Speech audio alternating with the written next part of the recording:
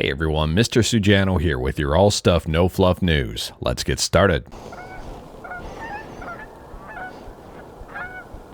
Alright, to kick things off, we're talking about The Legend of Zelda Breath of the Wild VR. Now, we've talked about this one in a previous video when it was announced and it was planned on releasing. It does require CMU, it is a fan mod, and now it has released. So heading down to the description of the release video, and they say it's fully stereo rendered with 6 DOF, no alternated eye rendering is used. Full hands and arms support, you can deck yourself out in all the fanciest clothes. Wield weapons, torches, and bokoblin arms into combat. Gestures to equip and throw weapons. Use motion controls to interact with the world to solve puzzles or start fires. Large mod compatibility. Better VR only modifies the code and no game data. Most other mods should be compatible. And optional third-person mode, though it's a bit broken at the moment. If you are interested in this one and wanted to learn more about it, like everything we talk about, links are within the GitHub link in the bottom of the description below. I don't hide my sources. It appears this one is 100% open source. And speaking about arguably great news, next up here we're talking about GOG, where GOG stands for Subscribe to Mr. Sujano, or Good Old Games, depending on how you wanted to interpret that. Anyways, I would argue GOG had a pretty big 2025 with their preservation program, with their shots against Steam and Epic. And also, just in general, I would say for the growth of the platform, it seems a lot of people are really enjoying DRM-free games. Anyways, this could also be a very huge announcement here. They're saying that GOG is entering a new chapter. Michael Kay, co-founder of CD Projekt and GOG, has acquired GOG from CD Projekt. The mission stays the same: make games live forever. They go on to say here, going back to our roots allows us to double down on what we do best. Reviving classics, giving you a library you control rather than one that controls you, and offering the most gamer-friendly policies on the market. At the same time, they will continue their close cooperation with CD Projekt, and their upcoming games will be available on GOG. If you are curious about this one and wanted to learn more about the acquisition, there is an FAQ on their website, and again, you know where the links are for this video. Anyways, on paper, this looks extremely good. I mean, I could be wrong here, but it does look like Michael Kaczynski has just protected GOG from shareholders. Now, for those who may be unaware, I mean, we just talked about this one. Michael is a co-founder of GOG and helped shape the vision for GOG overall. And they say right here on the site, as Michael put it, GOG stands for something else, but it also stands for freedom, independence, and genuine control. That is amazing. I think this is a really good thing. I mean, CD Projekt is a publicly traded company and does have to answer to shareholders, where GOG now does not. And I mean, they go on to say here, GOG will remain independent in its operations. We will continue building a platform that's ethical, non-predatory, and made to last, while helping indie developers reach the world. We're also committed to giving the community a stronger voice, with new initiatives planned for 2026. I don't know about you, but I am really excited about this. And I've got one wish here. I wish that they improved their Linux support. Maybe that's a hot take, but I don't think so. Let me know your thoughts about this one in the comments below. I mean, GOG, I think, had a really strong and promising 2025, and I'm really looking forward to seeing what it does in 2026. And speaking about DRM-free and owning your stuff and making games last forever and not answering to shareholders, next up here, we're kind of talking about the exact opposite. We're talking about Nvidia's cloud gaming service GeForce Now. And it's being reported that Nvidia's GeForce Now's time limit will stop gamers after 100 hours each month. Now, it is worth pointing out that this really isn't new news per se. I mean, Nvidia made this announcement back in November 2024 for new GeForce Now members starting in January 2025. They said here, and this is from back in 2024, at the start of next year, 2025, GeForce Now will roll out a 100-hour monthly playtime allowance to continue providing exceptional quality and speed. So that was for new members signing up as of January 1st, 2025. However, existing users were exempt from this for 12 months. I mean, they said it right here in that same announcement. To thank the GFN community for joining the cloud gaming revolution, GeForce Now is offering active paid members as of December 31st, 2024. the ability to continue with unlimited playtime for a full year until January 2026. Well, January 2026 is right around the corner, staring us right in the eyes. And that being said, everybody on GeForce now will be subject to that 100-hour cap. Now, to be honest with you, I was hoping that Nvidia was going to take 2025 to maybe reevaluate the playtime cap on each of these tiers. I don't know about you, but to me it's absolutely wild that the playtime cap on the Ultimate tier is the exact same as the playtime cap on the free tier. Yes, with the Ultimate tier, there's better goodies, like an 8-hour gaming session versus a 1-hour gaming session, and up to 240 FPS versus 60 and all of that. But at the same time, it's capped at 100 hours a month, which is wild. I don't know why the Ultimate tier would be capped at the exact same as the free tier. However, on a side note to that, I guess it may be hard to rack up 100 hours in the free tier, but at the same time, they say that up to 15 hours of unused playtime will automatically roll over to the next month for members. And additional hours can be purchased at $2.99 for 15 additional hours of performance and $5.99 for 15 additional Ultimate hours. Let me know your thoughts about that one in the comments below. But moving on from that, and next up here, we're talking about Sega Dreamcast stuff with DreamPotato, which is a Dreamcast VMU emulator currently in beta, and it just got a brand new update. So at the time of filming, DreamPotato version 0.2.0 is the latest and greatest update. And they say here, as for what's new, VMU to VMU connections are now supported. Using a second VMU is now controlled by the file OpenSlot to VMU command. Gamepads can now be associated with different VMUs. The connection is not emulated perfectly accurately. Any issue reports or problems you experience would be much appreciated. They've added recently open files list, save state UI improvements with slot selection and thumbnails.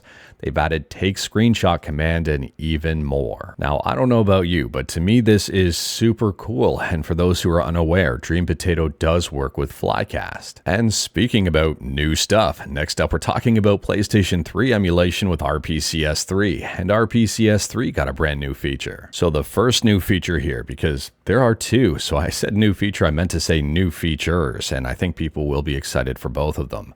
The first one here is for RPCS3 Online with RPCN, and there's a new shortcut in the configuration menu.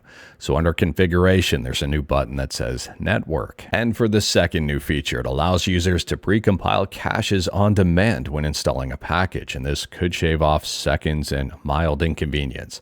So it allows users to precompile caches on demand when installing packages or adding disk games. Simply adds another checkbox above the shortcut checkboxes. So let me know your thoughts about this one in the comments below, but it's no longer a two-step process, and this is all thanks to MegaMouse. And speaking about new features and updates to emulators, next up here we're talking about Nintendo 3DS emulation with Azahar. And Azahar 21.23.4 Beta 2 has just dropped. It is a pre-release, so it may have some bugs and issues with it. So for Android here, they're saying the Android build has been split into two new download options, those being the vanilla and Google Play builds. The vanilla version uses a new method of file system access, which is significantly faster and more simple, but isn't permitted by the Google Play Store. And the Google Play version is compliant with Google Play Store regulations, hence the Google Play version, and uses the old SAF-based method. The build will not see the performance improvements present in the vanilla build. Now for Linux, and this one's a little bit more convoluted, the app image build has been split into two, Azahar.appimage and AzaharWayland.appimage. Taking a look at the file name only, I'm guessing most people using Wayland, for example if you're on KDE, would probably spring for Azahar Wayland, which isn't necessarily the recommended approach. So Azahar.appimage has Wayland disabled by default and uses xWayland when run in a Wayland session. And this is the recommended approach from the Azahar team. Azahar Wayland appimage is to be used when whatever OS doesn't support xWayland for some reason. Next up here, we're talking about ROMM or ROMM or something else I can't quite put my finger on. And for those who are unaware, ROMM is a beautiful, powerful, self-hosted ROM manager and player. And ROMM just got a very big update. So at the time of filming, version 4.5.0 is the latest and greatest update. Now we had talked about this feature in a previous video when it was in a pre-release state. And now it's officially here. ROMM or ROM now has NetPlay.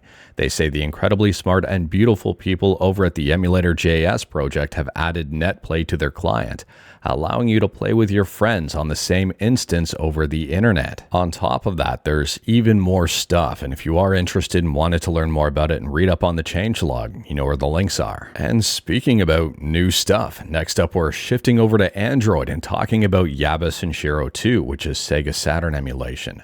And Yaba Sanshiro 2 just got a brand new update. So at the time of filming, Yaba Sanshiro 2 version 1.18.19 is the latest and greatest update. As for what's new, they've improved state, save, and load stability and enhanced on-screen analog pad usability. And speaking about stuff for Android and iOS too, next up we're talking about mobile stuff, and if you're a fan of Jojo's Bizarre Adventure, you're probably going to be a big fan of this announcement. Anyways, here it seems the game is back on, and here's the first official trailer for Jojo's Bizarre Adventure Golden Anthem. It's set to release in 2026. If you are interested in this one and wanted to see the trailer, you know where the links are. Realistically, here I'm hoping that this doesn't turn into some microtransaction slop, but we'll have to wait and see on that. Let me know your thoughts about this one in the comments below. And speaking about games releasing, next up here we're talking about Granblue Fantasy. Not Granblue Fantasy Versus, but the actual Granblue Fantasy that released 12 years ago. Anyways, here it seems that Granblue Fantasy is going to be released globally on Steam. The reported date of release on this one is March 10th, 2026, and from my understanding, if you are playing this game on iOS or Android, the save data will not be compatible with it. Let me know your thoughts about Granblue Fantasy finally getting a global release in the comments below. And last up here, we're talking about the reported Ubisoft hacks that we've been talking about in a few previous videos. So we started out with talking about the Rainbow Six Siege hack, the wild hack that was well known and well documented, at least in terms of the servers being down and all of that and the currency. Anyways, Ubisoft rolled back those servers and things seem to be in a relatively okay-ish state right now. However, there were also reports about Ubisoft as a whole getting hacked and some wild reports, and then some reports about the reports being blown out of proportion and all of that stuff.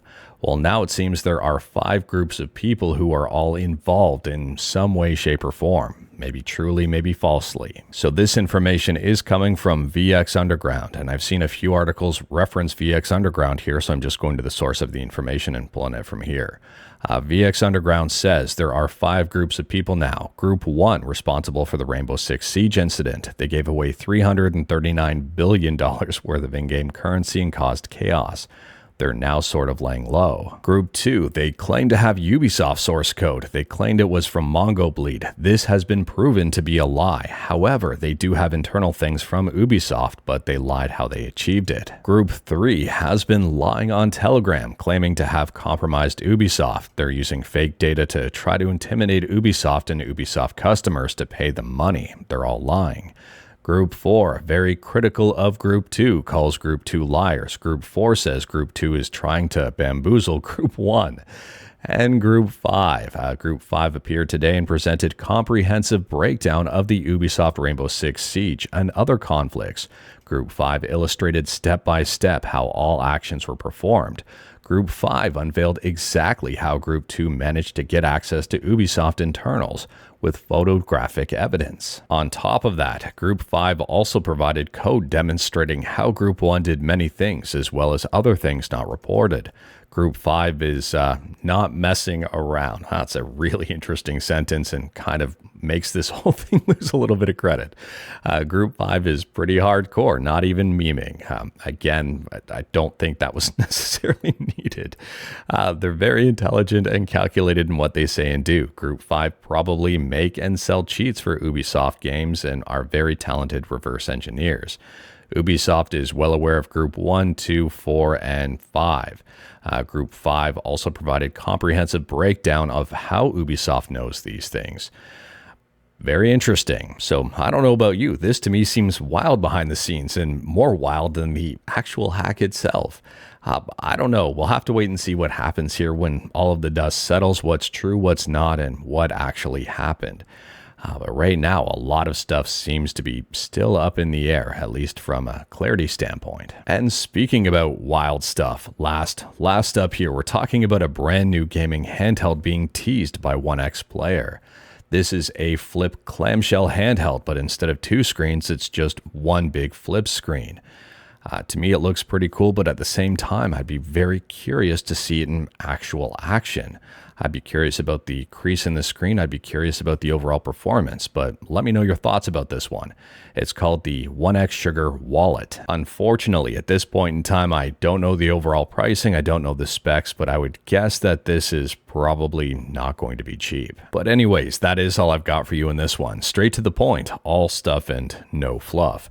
We talked about a bunch today. Feel free to discuss anything we talked about in the comments below. If you liked this video, leave a like.